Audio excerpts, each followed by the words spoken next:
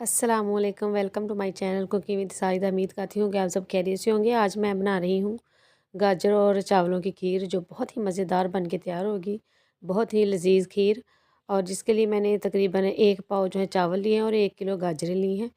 इनको मैंने जो है अच्छी तरह से गाजरों को मैंने अच्छी तरह से वॉश करके कद्दूकश कर लिया था। और चावल और गाजरें दोनों मैंने डाल के ना 1 किलो पानी में इनको मैं बॉयल कर रही हूँ अच्छी तरह से। और बहुत ही मज़ेदार हमारी जो खीर है वो बन के तैयार होगी। आप लोगों ने ज़रूर ट्राई करनी है। और मेरी फुल वीडियो देखने के लिए आप मेरे चैनल का विज़िट करें। और अच्छी अच्छी सी रेसिपी जो है वो आपको सीखने को मिलेंगी। और बहुत मज़ेदार हमारी ये खीर की रेसिपी जो है वो चटपट में तैयार होने वाली लजीज खीर, बहुत मज़ेदार, जिसके अंदर मैं खोया और बर्फ़ी ऐड करके इसको मैं बना रही हूँ, जो बहुत ही मज़ेदार बनेगी। आप लोगों ने ज़रूर ट्राई करनी है।